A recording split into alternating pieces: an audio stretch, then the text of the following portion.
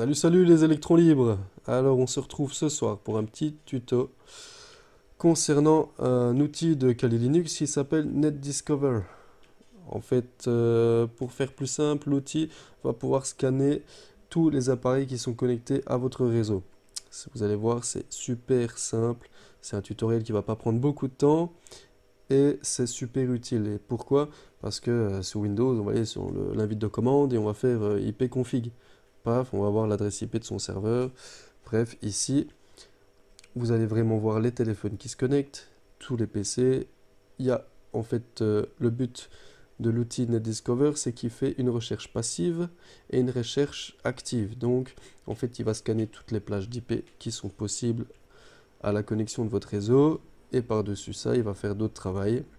Donc voilà, si vous êtes prêts, allez, on est parti. Hop là.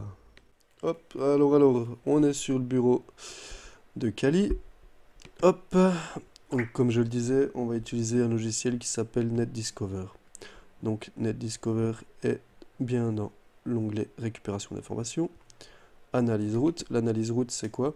C'est le routing, c'est-à-dire toutes les connexions, toutes les paquets, etc. qui vont passer par rapport à votre pare-feu. Pare-feu, vous savez, votre petite box qui sert de modem pour avoir Internet.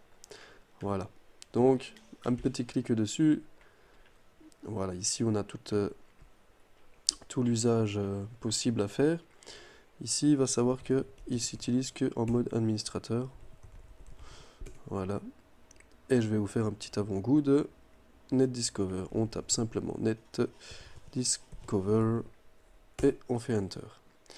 Voilà. Donc, on peut voir ici la plage d'adresse IP qu'il est en train de scanner. Ok. Il ne va rechercher que les hosts qui sont uniques. C'est-à-dire que, par exemple, moi, c'est une machine virtuelle. Donc, sur le réseau, on ne va pas retrouver le nom de la machine virtuelle, sauf si il est en passerelle. Bon, si tu n'as pas trop de connaissances en réseau, je vais t'épargner. En gros, passerelle, c'est comme s'il utilisait...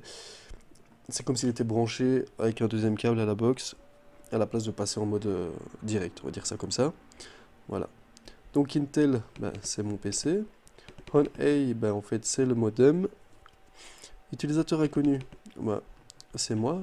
Pourquoi c'est moi? Parce qu'en fait, on voit ici 192.168.43.1, c'est l'adresse IPv6 de mon PC, enfin de la machine virtuelle, ok? Donc normalement, on va voir aussi qu'il y a un Xiaomi qui va se connecter. Hop, je vérifie.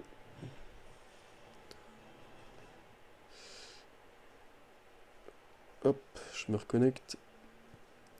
On va voir que normalement le scan va le mettre dedans. Voilà, donc vous voyez, je viens de connecter le smartphone.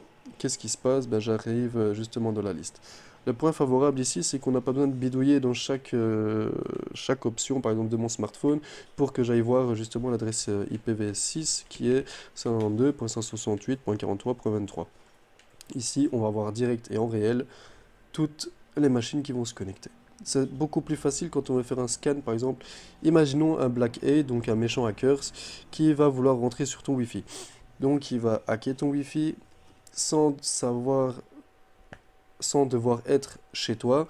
Il faut qu'il connaisse en fait les machines qui sont connectées. En fait, voilà, grâce à NetDiscover, tu vas pouvoir voir toutes les machines qui sont connectées. De là, on va pouvoir passer une attaque man in the middle. C'est un peu plus compliqué que ça, mais pour la base du tuto, on a fini.